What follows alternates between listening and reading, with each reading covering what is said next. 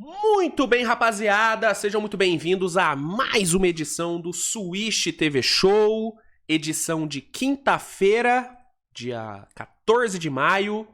Vamos aqui falar sobre os jogos 5, né?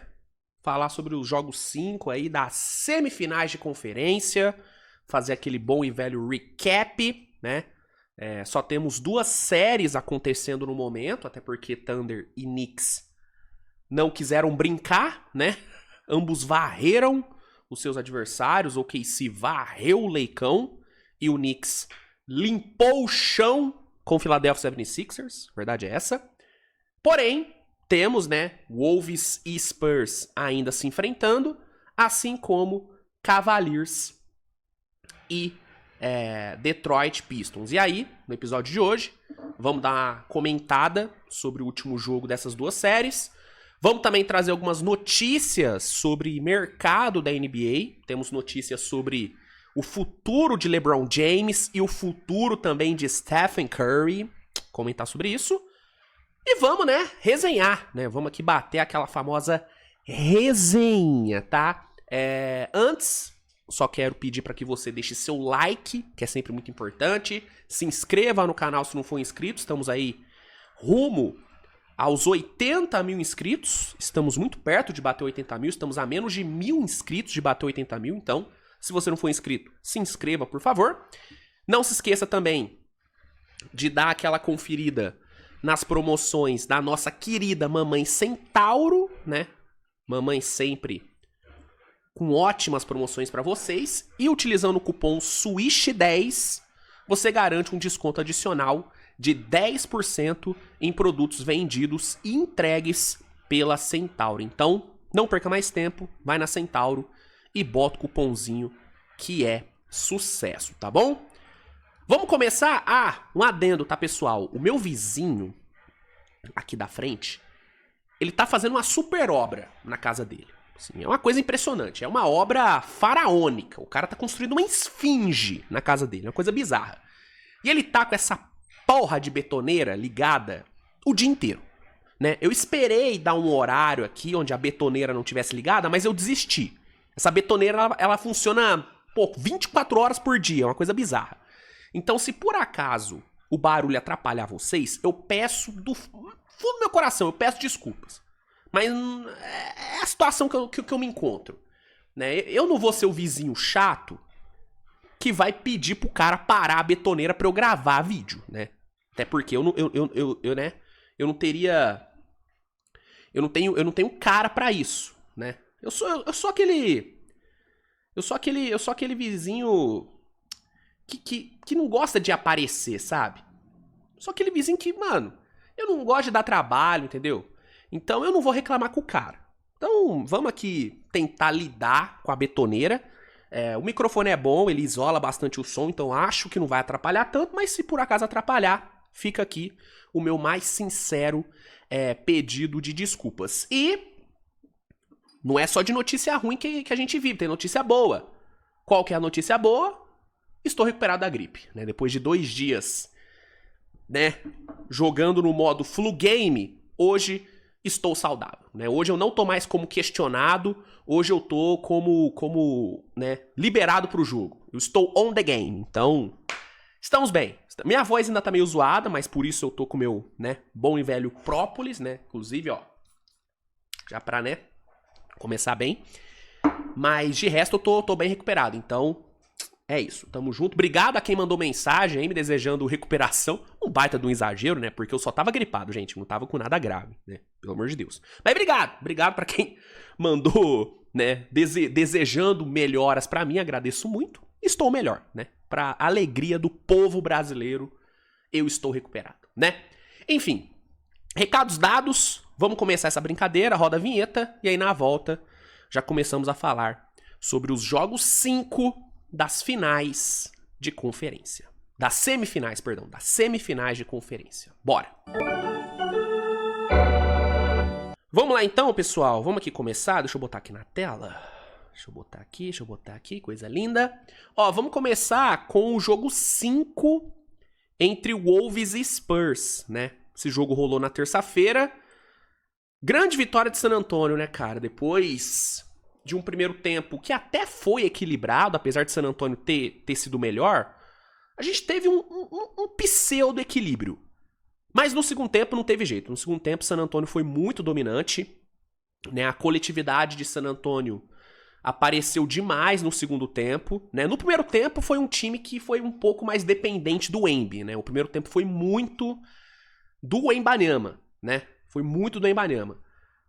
No segundo tempo, não. No segundo tempo, o coletivo apareceu mais, né? Você teve ali um Stephen Castle aparecendo, um Dylan Harper, um Julian Champagne, um Keldon Johnson, né? O Wemby, no segundo tempo, ele foi muito mais um coadjuvante de luxo do que, de fato, o protagonista. No primeiro tempo, não. No primeiro tempo, ele foi protagonista total. O primeiro tempo foi dele. No segundo, ele foi muito mais né? Distribuindo a bola, trabalhando muito bem na defesa, pegando rebote. E aí o coletivo foi quem brilhou. E no fim, San Antonio venceu muito bem, assumiu, retomou, né, a liderança na série, 3-2, vitória por 126-97. Wemby, 27 pontos, 17 rebotes e 3 tocos, né, mais uma atuação incrível dele. Mas, como eu disse, né, o coletivo foi quem mais apareceu, né. Passando aqui só alguns números do Spurs nessa série, primeiramente sobre o Wemby, a gente tá falando de um Wembanyama que nessa série ele cedeu apenas 19 arremessos, tá? De todos os arremessos que ele contestou, ele só cedeu 19. Ao mesmo tempo, ele tem 22 tocos nessa série, ou seja, o cara ele tá dando mais toco do que arremesso cedido. É bizarro, né? O Spurs, com o Wembanyama jogando, vence a série por 56 pontos, cara. O Wemby, ele jogou 148 minutos na série. Lembrando que ele foi expulso no jogo 3. Não, jogo 3? Jogo 4. Ele foi expulso no jogo 4. Nos 148 minutos que ele jogou, San Antonio vence por 56 pontos. E com ele em quadra, a diferença no garrafão é de 288 a 214.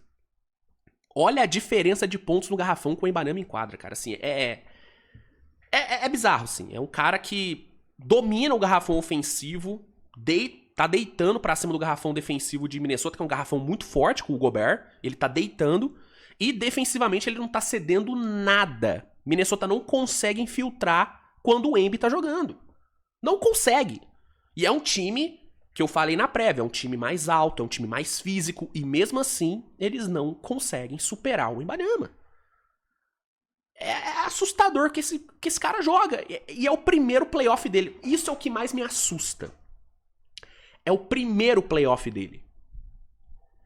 Esse playoff do Wemby, ele tem tudo pra ser o pior playoff que ele vai ter na carreira. Porque é o primeiro. A tendência é que os próximos playoffs dele sejam muito mais dominantes. Só que esse já é dominante pra caralho. Já é dominante pra caralho, entendeu? A gente tá falando de um Wemby que quando jogou, o Spurs só perdeu um jogo. Porque ele foi expulso no jogo 4 e ele não jogou um jogo na série contra a Portland por conta da concussão. A única derrota que o Spurs teve com o Wembanyama jogando foi no jogo 1 dessa série contra a Minnesota. Ele jogando o jogo inteiro, né? Então, assim, é bizarro, cara. Assim, ele é realmente bizarro. Lembrando que o outro jogo que San Antonio perdeu contra a Portland, o Wemby ele saiu no primeiro tempo. Então não conta nessa estatística, né? É surreal, assim. É surreal, cara. É um cara bizarro. Só que não é só ele, é o time inteiro de San Antonio. Você tem o Wemby fazendo tudo isso que eu falei, ao mesmo tempo você tem o Stephen Castle, que nesse último jogo alcançou a marca de 187 pontos no playoff. É a maior marca de um jogador do Spurs nos seus 10 primeiros jogos de playoff na carreira, desde o Tim Duncan. Ou seja, nos seus 10 primeiros jogos em playoffs por San Antonio, ele tem mais pontos que Manu Ginobili, que Tony Parker, que Kawhi. Esse é o que o Castle tá fazendo, ao mesmo tempo que entrega uma defesa absurda. Você tem um Dylan Harper que nesse playoff lidera os reservas em pontos. Ele é o reserva com mais pontos nessa pós-temporada e é um novato de 20 anos de idade. Sim, o Dylan Harper, cara, ele é um caso que,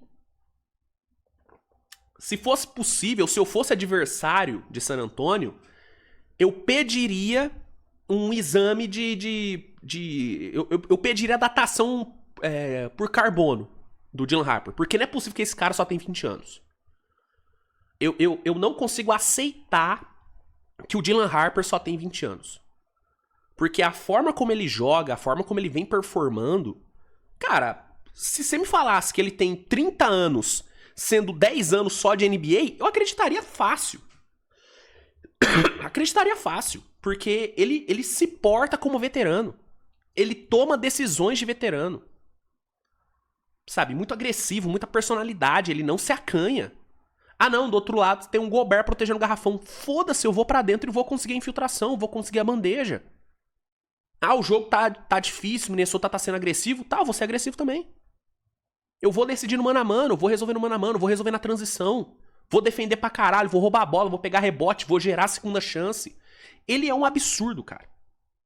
O Dylan Harper é um absurdo, é um jogador zaço que é o primeiro ano dele, cara, assim. É muito louco quando você para pra pensar que San Antonio vai ter, tranquilamente, cara, uns 15 anos de Dylan Harper, Wembanyama e Stephen Castle. Você tem noção disso? Que pelos próximos 15 anos, os outros times vão ter que lidar com esse trio? É surreal, né? Trabalho absurdo, né, de San Antonio. Uma montagem de elenco realmente impecável que tá dando os frutos. San Antonio tá a uma vitória de chegar nas finais de conferência, de voltar às finais de conferência depois de anos, né? Pra encarar o time que San Antonio mais bateu na temporada, que foi Oklahoma, né? Então, existe um mundo muito possível onde San Antonio chega nas finais da NBA. E pode ser campeão. Porque com todo respeito aos times do leste, seja Knicks, seja Pistons ou seja Cavs, pra mim, qualquer time do oeste, entre os que estão aí no páreo ainda, né, Thunder, San Antonio e Minnesota, pra mim qualquer um dos três, Minnesota talvez um pouco menos, mas qualquer um, se pinga na final, pra mim é favorito. Ah, Luiz, mas você não falou que o Knicks pratica o melhor basquete nesse playoff? Sim, mas no leste, né? Com todo respeito aos times do leste, mas assim, o Knicks pegou um Atlanta que no oeste, não sei o tanto que seria ameaça, eu acho que não seria ameaça no oeste. Os Sixers, eu também acho que não seria muita ameaça no oeste.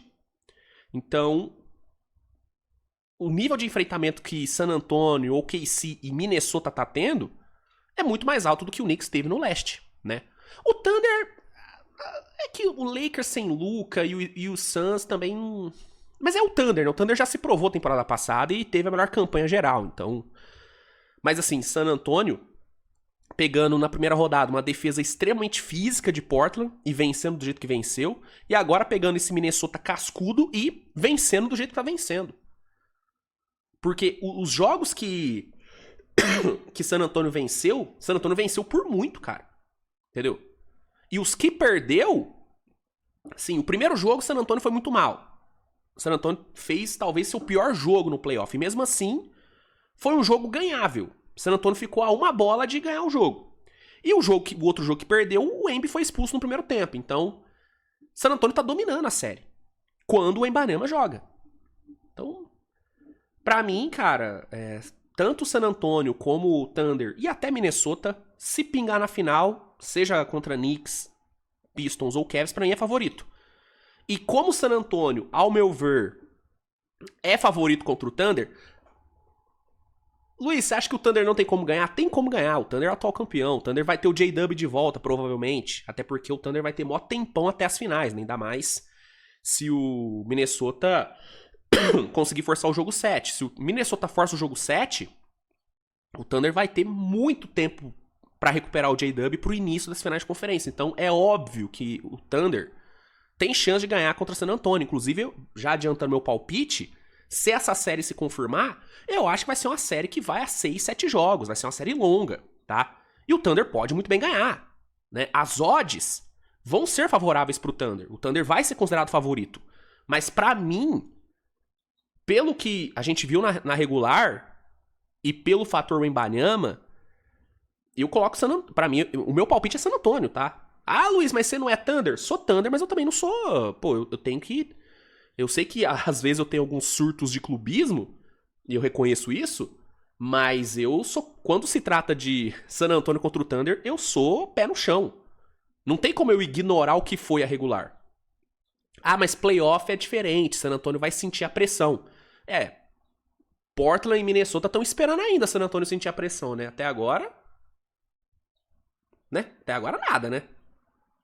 Então, eu sou consciente o suficiente pra ponderar que, apesar do Thunder ser um time que acabou de ser campeão, eu acho que o Thunder tem mais elenco, é o elenco mais profundo da NBA atual e tudo mais, tem o atual MVP, provavelmente back-to-back MVP, e vai ter a volta do J-Dub, que é um cara importantíssimo, inclusive o J-Dub pra mim é a melhor opção que o Thunder tem pra marcar o Embiid, tá? Pra mim, se eu sou o Dagenot, eu não penso duas vezes. É J-Dub pra marcar o Embiid. Pressionar embaixo, tentar forçar turnover. Porque se deixar o Embiid no mano a mano com o Chet, coitado, por melhor que o Chet esteja sendo no playoff, e dá pra gente argumentar que o Chet é o melhor jogador do Thunder nesse playoff, até porque o Shea tá fazendo um playoff bem, né, meia boca, pros padrões dele. Por melhor que seja o Chet, cara, o duelo dele contra o Embiid é muito ruim pra ele. Muito ruim, ainda mais pelo ódio que o Embiid tem pelo Chet, que é uma coisa descomunal. Então, a volta do J-Dub é fundamental pro Thunder, porque pra mim é a melhor opção que o Thunder tem pra pressionar o Embiid. Então o Thunder pode ganhar, óbvio que pode ganhar. Mas meu palpite seria San Antonio. Em 6 ou 7 jogos. Em 7 jogos. Seria San Antonio em 7. O que seria muito dolorido, porque o jogo 7 seria em Oklahoma, né? Aí seria muito foda. Mas enfim. Dito isso, San Antonio está, sim, San Antonio tem uma chance muito grande de ser campeão esse ano. E está agora a um passo de conseguir a sua ida para as finais de conferência. E aí, vamos ver, né, o que vai sair desse Thunder e Spurs.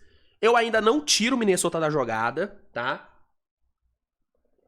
Eu acho que jogando em casa, Minnesota tem sim condições de forçar o jogo 7.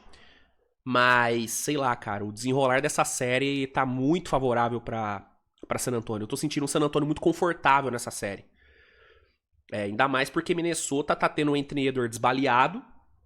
Um Gobert que não tá sendo nem metade do quão impactante foi na série contra Denver. Não tá tendo nem metade do impacto que ele teve contra Denver, né?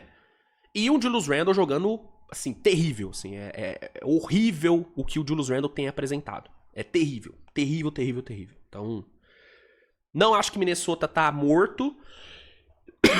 Mas eu, sinceramente, tô achando o San Antonio muito confortável, cara.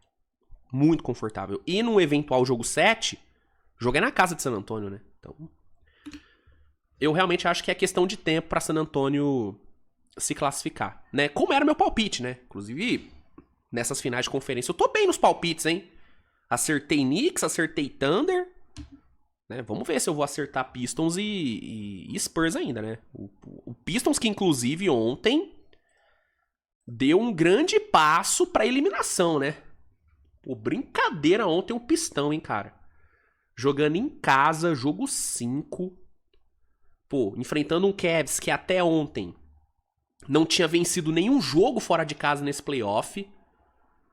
Cara, o Pistons tomou-lhe uma virada ontem que vou te falar um negócio, cara. Foi dolorida, tá? Foi dolorida. Mano, ontem, aqui, ó. Tinha separado aqui, ó. Faltando 3 minutos pra acabar o jogo, Detroit tava ganhando por 9 pontos, cara. 9 pontos. A ESPN deu, nesse momento, mais de 90% de chance de Detroit ganhar. Na verdade, 97%. A ESPN dava 97% de chance para Detroit ganhar, chegando nos 3 minutos finais. E o que aconteceu depois? Detroit tomou uma run de 23-10, somando o final do quarto período e a prorrogação. Cara, foi assim, óbvio, mérito total de Cleveland, né? James Harden foi gigantesco, Evan Mobley foi um colosso no final do jogo. Teve aquele lance ali do All-Star Thompson, que na minha visão, a arbitragem errou em não dar falta, né? No último lance ali do tempo regulamentar, o All-Star Thompson consegue o toco no Donovan Mitchell, pega a bola, vai partir pro contra-ataque, e o Jarrett Allen acaba tocando nele, faz falta, a arbitragem não marcou, seria uma falta que colocaria o All-Star Thompson na linha do lance livre, faltando menos de um segundo para acabar o jogo, ou seja, ele poderia ter ganhado o jogo ali, e a arbitragem não deu a falta. Pra mim foi um erro da arbitragem, mas não foi por isso que Detroit perdeu. Detroit perdeu porque pipocou. Pipocou, né? Claro, a defesa de Cleveland foi excelente, né? O Kenny Atkinson, na reta final ali, optou por dobrar em cima do Cade Cunningham e basicamente apostar que nenhum outro jogador de Detroit seria capaz de pontuar no final do jogo. E deu certo, né? Detroit até conseguiu gerar bons visuais por meio das dobras em cima do Cade, mas todo mundo errou, né? Tobias errou livre, Danny Jenkins errou livre, e essa aposta deu certo, foi uma boa aposta por parte de Cleveland, mas assim, Detroit vacilou demais, cara. Mano, faltando 3 minutos em casa, você ganhando por 9, irmão, não tem mais jogo. Acaba o jogo. Picota o jogo o máximo possível, entendeu? Cava a falta, mina os caras de Cleveland. Detroit foi muito cabaço, mano. A verdade é essa. Foi muito cabaço e Cleveland soube se aproveitar disso. Fechou muito bem o jogo, fez uma prorrogação muito boa. A prorrogação de Cleveland foi muito dominante. E o resultado tá aí. Vitória. Cleveland fica a uma vitória em casa de chegar nas finais de conferência pela primeira vez desde 2018, né? Vai ser a primeira vez que Cleveland chegaria numa final de conferência sem LeBron James, né? Não seria a primeira vez? Acho que seria a primeira vez. Então, Cleveland muito perto de conseguir esse feito. E Detroit, cara, muita coisa pra pensar, né? Acho que se tem algo que fica muito negativo nessa série de Detroit, independente do que acontecer no jogo 6, seja uma eliminação ou seja um jogo 7 forçado, é que Jalen Duren não dá mais, assim. Não tô falando que é pra Detroit trocar o cara ou pra Detroit desistir dele, não, até porque é um jogador de 22 anos que fez uma grande temporada regular. Mas, assim, o playoff dele é uma coisa, cara, constrangedora. Assim. O fato do Pistons ontem ter fechado o jogo com Paul Reed ao invés dele, Paul Reed que é um jogador que em muitos times não teria nem minutagem, não teria nem espaço pra jogar, cara, diz muito sobre o quão patético é o playoff do Jalen Duren. Eu até puxei aqui alguns números, ó. Desde o jogo 3 dessa série, o Paul Reed soma 36 pontos, 15 rebotes, 2 tocos com 15 de 20 nos arremessos. Isso jogando 41 minutos. Com ele em quadra, Detroit venceu os adversários por 7. O Jalen Duren, nesse mesmo espaço de tempo, nesse mesmo recorte, soma só 28 pontos, 11 rebotes, 1 toco e 12 de 21. Jogando 81 minutos. Ou seja, o Jalen Duren jogou mais minutos do que o Paul Reed, bem mais minutos inclusive, o dobro, e produziu muito menos. E, adendo, com ele em quadra, Detroit perdeu por 42. O Jalen Duren, ele tá sendo, não é que ele tá sendo um pouco negativo na série, ele tá sendo absurdamente negativo na série.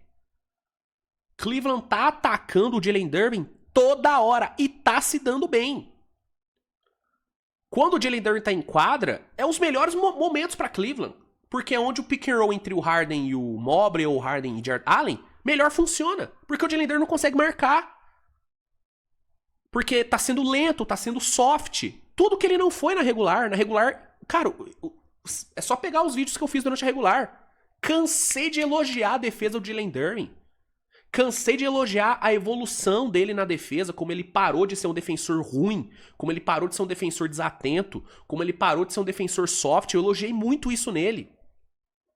Cara, chega o playoff, ele volta à sua pior versão. E aí você pode argumentar, não, Luiz, mas você tem que entender que, pô, ele tá enfrentando Evan Mobley e Jarrett Allen, pô. É um dos melhores garrafões da liga e tal. De fato, é um dos melhores garrafões da liga. Mas não vamos esquecer que contra Orlando, que tinha o Wendell Carter Jr. como pivô, ele também jogou mal pra caralho. Então não é que é só contra Cleveland. Ele tá jogando mal o playoff inteiro. Sabe? Se tem um exemplo de jogador que sentiu o playoff, é o Jalen Duren. O que a galera achou que ia acontecer com o Spurs, que ia acontecer com o Embiid, né? Do Spurs e do Embiid sentirem o playoff, tá acontecendo tudo com o Jalen Duren.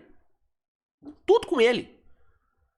E aí é foda, porque tirando o Jalen Duren, não tem outra opção pra esse ataque de Detroit que não seja o Cade Cunningham. Beleza, o Tobias Harris tá fazendo um bom playoff, mas, pô, você ter o Tobias Harris como sua segunda opção no ataque é foda, né? O Al-Star Thompson não vai te entregar nada no ataque. O Danny Jenkins não dá pra confiar, né? Não tem como.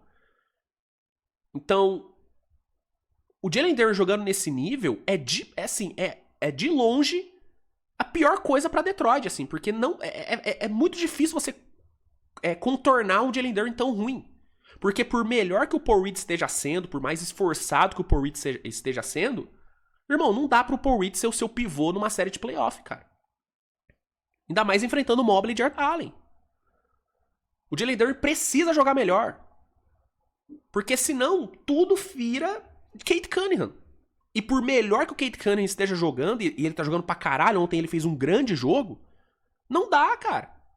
Ainda mais enfrentando um time que, talento por talento, tem muito mais talento do que Detroit. Detroit tem o melhor... O Pistons tem o melhor jogador da série, que é o Cade Cunningham. Mas o maior acúmulo de talento tá em Cleveland. Gente, as três opções de ataque de Cleveland são Donovan Mitchell, James Harden e Evan Mobley, pô. As três opções de ataque do Pistons é o Cade Cunningham, Tobias e um Jalen Duren morto. Pô, desculpa, não dá. Não dá, entendeu? Então, o Jalen Duren, cara, assim, se o Pistons realmente for eliminado nesse jogo 6 ou no eventual jogo 7, não tenha dúvida alguma, Jalen Duren vai ser o maior culpado pela eliminação. Mas sem dúvida alguma. E aí é foda, porque é um cara que vai ter que renovar contrato, né? E ele tava buscando uma extensão máxima, né? Até porque, antes da temporada, Detroit ofereceu uma extensão pra ele num valor menor. E ele recusou. Ou seja, ele apostou que ele ia conseguir provar que ele vale uma extensão máxima. E na regular, ele provou. Só que no playoff, tudo que ele fez na regular meio que tá sendo jogado no lixo, mano. Então, eu vou te falar, cara, acho que poucas vezes eu vi um jogador se desvalorizar tanto como o Jalen Duren se desvalorizou nesse playoff, cara. Sinceramente, cara, é assustador. É assustador, né? Então, enfim, acho que dentre todos os pontos que Detroit tem pra consertar pra esse jogo 6, o Jalen Duren é de longe o maior deles. E o foda é, como que você conserta isso? Como que você faz o Jalen Duren voltar a jogar, entendeu? O que ele vinha jogando. Foda, né? É foda. Retomar a confiança em meio ao playoff é difícil, cara. É bem difícil. E aí vamos imaginar que Detroit passa e vai enfrentar o Knicks. Irmão, o Jalen Duren vai ter que encarar Karl Anthony Towns e Mitchell Robinson. Você acha que o Jalen Duren jogando do jeito que tá jogando vai conseguir fazer alguma coisa? Complicado, cara. Realmente muito complicado a situação aí do Duren. E infelizmente para Detroit, o Pistons precisa do Derby. Precisa de ter algum parceiro para ajudar o Cade Cunningham. Porque a melhor arma que o Pistons tem no seu ataque é o pick and roll do Cade com o Jalen Duren. Só que com o Jalen Duren desse jeito, não tem como o Pistons usar essa arma. E aí o ataque do Pistons vira uma chuva de isolations do Cade. Ou, né, quando a defesa consegue forçar turnovers, como até conseguiu ontem, transição. Mas, tirando isso, não tem nada mais no ataque de Detroit. Aí Detroit depende de uma noite mágica do Tobias Harris, onde tudo cai, de um Dennis Jenkins surgindo. E nem sempre eles vão aparecer. Entendeu? Então, enfim, não acho que a série tá perdida, acho que o Pistons tem condições sim de vencer o Cavs e forçar um jogo 7 em Detroit. Mas ontem, cara, o Pistons perdeu uma chance muito boa, cara. Pô, 3 minutinhos, ganhando por 9, você tomar a virada é fogo, cara. É fogo. Pois bem, sobre os jogos, pessoal, acho que é isso. Pra gente encerrar o episódio de hoje, eu separei aqui 2 notícias pra gente comentar. Deixa eu só ver aqui, porque eu tô esperando uma entrega. Deixa eu ver se já tá vindo. Não, ainda não. 2 notícias, tá? Pra gente encerrar. A primeira é um compilado aqui de reports do nosso querido Dave McManamy e do nosso Jake Fisher sobre o futuro do LeBron, né? Com o Lakers eliminado, começam, né, as novelas do Lakers, né? A principal delas é a novela LeBron James. Tem também a novela Austin Reeves, que vai render bastante conteúdo nas próximas semanas, né? Estejam prontos para isso. Mas a novela LeBron é sem dúvida a principal, né? Porque é o LeBron. É o LeBron que pode muito bem se aposentar. Duvido que ele se aposente, tá? Mas ele pode se aposentar. Ou, se não se aposentar, ele pode ir embora do Lakers, porque ele não tem contrato mais. Então a gente vive um cenário onde a gente pode tanto ver o LeBron se aposentando, ou a gente pode ver um LeBron não se aposentando, mas indo embora do Lakers e terminando num outro lugar. Seja num Cavs, seja num Warriors, seja num Heat, quem sabe. Então a gente vive, né? A gente tem esses cenários pra trabalhar. E, óbvio, tem também o cenário dele não se aposentar e ficar no Lakers por mais um ano. E aí, em meio a essas especulações, nós temos, né, esses reports do Fisher e do McManamy que foram aqui compilados pelo nosso mano Pisou na Linha, que faz um trabalho incrível no Twitter, né? Eu sempre falo sobre o Pisou na Linha. Quem não segue, siga, né? Trabalho muito bom deles. Dele, no caso, né? Eu acho que é só um mano que cuida dessa página. Acho que é ele sozinho que comanda. Um abraço, Pisou na Linha. E aí a gente tem esse compilado de informações e aí vamos ler aqui e dar uma discutida. Primeiramente, Jake Fisher. O que o Jake Fisher fala? Ele fala que o LeBron James estaria disposto a assinar um contrato mínimo de veterano para jogar em um time que seja um real candidato a título na próxima temporada. Essa é uma informação importante porque ela diz 2 coisas. A primeira, o LeBron tá disposto a abrir mão de dinheiro, coisa que o LeBron nunca abriu mão. Nunca abriu mão de dinheiro. O LeBron, ele sempre... Ao mesmo tempo que o LeBron ele sempre quis jogar em time bom, ele sempre quis ganhar o máximo também. Ele nunca quis abrir mão de dinheiro pra ter time bom. Né? Diferente do Dirk Nowitzki, que sempre abriu mão de dinheiro pra Dallas, né, montar um time melhorzinho. Diferente do Tom Brady na NFL, né, que sempre deixou dinheiro na mesa pro Patriots montar um time melhor. O LeBron não. O LeBron sempre quis os 2 mundos. Eu quero um time bom e eu quero ganhar o máximo possível. Nesse momento, segundo o Jake Fisher, o LeBron estaria mudando sua postura. Ele estaria disposto a aceitar o mínimo de veterano, o que é uma redução bizarra. É sair de 50 milhões por ano pro mínimo de veterano, para ganhar o mesmo que o Paul Reed ganha no Pistons, né? Acho que um pouco mais, né? Porque o LeBron tá, 40 anos na liga, então o mínimo de veterano... Se bem que, agora me deu uma dúvida, o mínimo de veterano, ele é tabelado pelo tempo que o cara tá na liga... Tá aí uma dúvida, depois eu tenho que... Vou dar uma olhada nisso depois. Cara, uma dúvida bateu. Quem for mais nerd de cap, manda aí nos comentários. Eu não sou tão nerd de cap, tá? Apesar de eu parecer, né, nerdolão de cap na liga, eu não sou tão nerd assim, não. Mas comenta aí, o mínimo de veterano, ele é tabelado pelo tempo que o cara tá na liga? Mas enfim, independente se for ou não tabelado, o fato é que seria uma redução bizarra. Então, o primeiro ponto é esse, o LeBron estaria disposto a ganhar menos. Coisa rara. E o outro ponto, ele estaria disposto a ganhar menos em outro time. Porque o Jake Fisher, ele fala, ele estaria disposto a abrir mão se for pra jogar num candidato a título, que pode não ser o Lakers.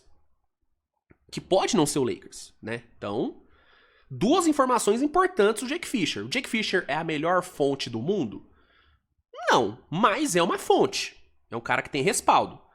Sobre as informações do McManaman, e aí são informações mais de bastidores, tá? E aí são bastidores da relação do LeBron com o Lakers. O que o McManaman fala? Vamos lá. Primeiro ponto. James teria ficado frustrado com Rob Pelinka após não receber a bola do jogo na noite em que bateu o recorde de vitórias na história da NBA.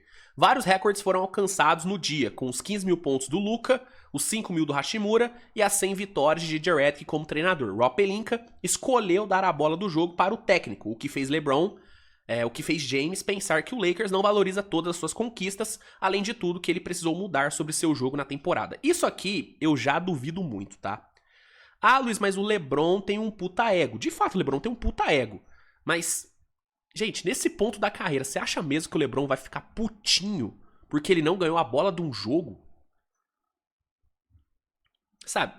Tipo, se o LeBron quisesse mesmo a bola no jogo, ele chegava no DJ Redick depois e falava, DJ, dá essa bola aí. Não, tá bom, 100 vitórias, beleza, dá essa bola aí. Porra, gente, caralho. Então, esse ponto aqui eu duvido muito, tá? Mas tudo bem.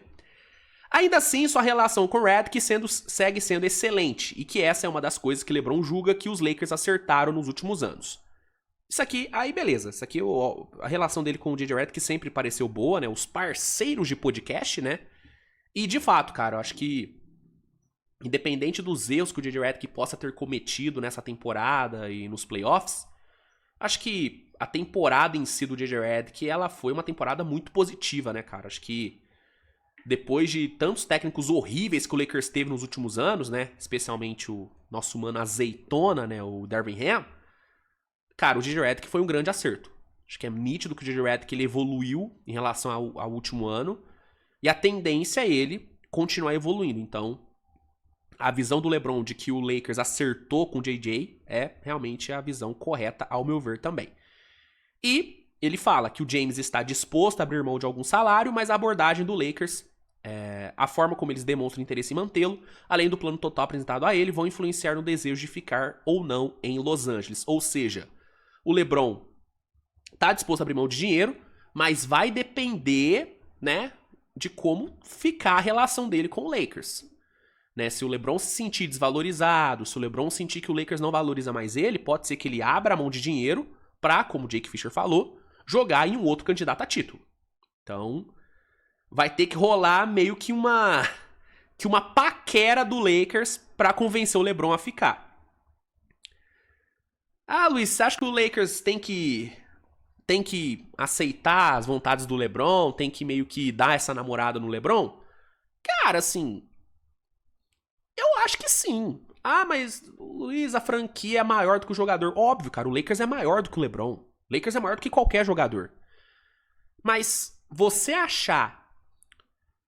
E aqui a gente tá trabalhando num cenário onde o LeBron aceita uma diminuição salarial.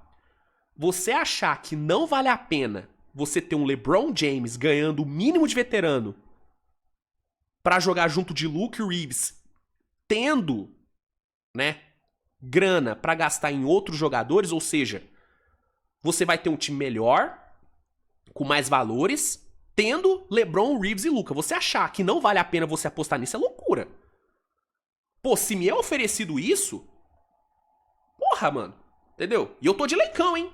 Eu tô de leicão, então eu tô pensando no melhor do leicão. Ah, Luiz, porra, mas vale? Lógico que vale, gente. A temporada do LeBron foi muito boa. O playoff do LeBron foi absurdo de bom. É óbvio que vale a pena você ter LeBron, Luke e Reeves jogando juntos. Ah, Luiz, mas e se o LeBron não baixar salário? Aí é outros 500. Aí é outra discussão.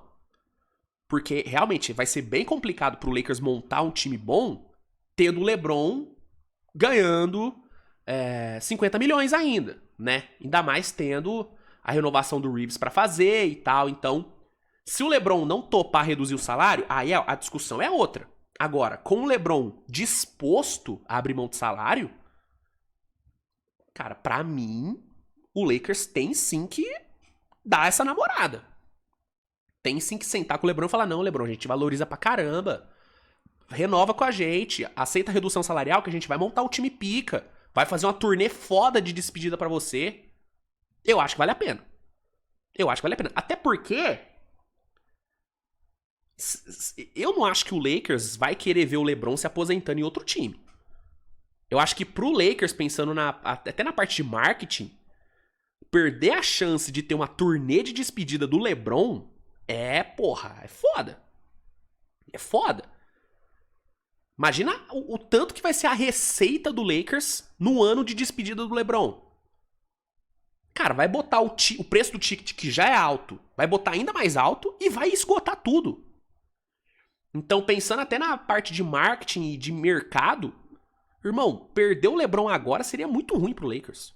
Muito ruim, né? Óbvio, repito, isso tudo partindo do princípio de que se o Lakers der essa namorada, de que se o Lakers, né, mostrar que valoriza o LeBron, partindo do princípio que se o Lakers fazer isso, ele vai diminuir o salário. Se ele não diminuir o salário, a conversa é outra. A conversa é outra. Porque aí o Lakers tem que colocar outras coisas na balança. Pô, a gente vai pra um terceiro ano de Luka Doncic. Pô, será que não vale mais a pena pegar esses 50 milhões que o LeBron não quer abrir mão e investir em outros jogadores pra potencializar o Luka? Aí é outras coisas que o Lakers vai ter que considerar. Mas com o LeBron topando abrir mão de dinheiro, pra mim o Lakers tem que renovar. Renova, joga com ele mais um ano, monta um time bom, porque dá pra montar com os ativos que o Lakers tem e com mais espaço no cap. E vai pro ano de despedida tendo LeBron, Luke e Reeves juntos. Que já provaram que podem jogar juntos e que podem render bem juntos, né? Essa é a minha visão, né? Aí eu quero que você comenta a sua visão aí, que é sempre importante saber o que você acha, tá? A outra informação que saiu é sobre o futuro do nosso querido Stephen Curry, né? E aí, deixa eu só ver aqui, pera aí rapidinho.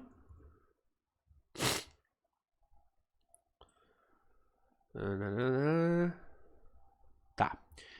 A informação é a seguinte. Informações do Brad Siegel, né? Que quando se trata de Golden State, é um cara que costuma ter informações quentes, né? Ele que é do Clutch Points. O que o Brad Siegel fala? Ele fala que apesar da aposentadoria não estar longe, o Curry tem como objetivo jogar pelo menos 20 temporadas, né? Essa última temporada foi a 17ª, então, em tese, se ele quer jogar até completar 20, ele teria mais 3 temporadas, tá? Teria mais 3 temporadas. Aí o Brad Siegel fala que fontes indicam que eles não devem ter limitações em 26 e 27 após os problemas no joelho que limitaram sua temporada em 25 e 26. Ou seja, a gente está trabalhando hoje, a gente pode estar trabalhando hoje com o Curry tendo mais 3 anos de liga, tendo mais 3 anos de NBA. E aí é aquilo. O Warriors tem que aproveitar esses últimos 3 anos. Então, se isso for algo realmente definido pelo Curry e alinhado com o Golden State, a gente deve ter um Golden State, pelo menos tentando ser bastante agressivo no mercado nessas próximas 3 off-seasons, porque serão as últimas chances que o Warriors... Eu falei Lakers? Perdão, se eu falei Lakers, peço perdão. Porque eu tava falando de Lakers agora há pouco. Mas, porque o Warriors não vai querer desperdiçar esses últimos anos do Curry. Até porque já desperdiçou os últimos, né? Então, se tiver isso já abordado com o Golden State, eu acho que a gente deve... Acredito que a gente deve ver um Warriors tentando capitalizar ao máximo nessas próximas 3 janelas. Nessa janela já tá sendo reportado que o Warriors tem aspirações grandes. Que tá mirando um Kawhi, que tá mirando um Giannis, então A gente deve ter mais dessas especulações, ou pelo menos mais desses desejos do Warriors nessas próximas janelas, caso de fato esse seja o ponto final do Curry. O ponto final é quando bater 20 temporadas, então até lá a gente deve ver um Warriors pelo menos tentando, né, aumentar ao máximo as chances de ganhar, tendo o seu maior jogador da história. Sobre o Draymond Green, o futuro dele também está em pauta depois da renovação do Steve Kerr. Lembrando que o Steve Kerr renovou por mais 2 temporadas, né? O mais provável é que ele renove o contrato, estruturando, né, de uma forma diferente, provavelmente abrindo mão de uma grana e diminuindo seus ganhos anuais, mas aumentando a duração do vínculo. Então a gente pode ter um Draymond Green, ao invés de pegar 2 anos, 50 milhões, pegando, sei lá, 3 anos pra jogar junto com o Curry até o fim, né? Para os dois encerrarem juntos. Pegando, sei lá, 25 por ano, né? Que daria 75 milhões, né? A gente pode ver isso. Então, a gente deve ver, então, o Draymond Green abrindo mão de grana pra ter um contrato aí, pra ter um vínculo maior com o Golden State. Então, sobre o futuro de Curry e de Draymond Green, as informações do Brad Siegel são essas, tá bom? Pessoal, é isso, tá? Pro programa de hoje é isso. Hoje não temos jogo, né? Então, eu não volto mais hoje, né? Hoje eu não vejo mais vocês. A gente se vê amanhã com mais conteúdo. Obrigado pela audiência. Tamo junto, sempre um prazer. Fiquem bem, valeu, grande abraço e tchau.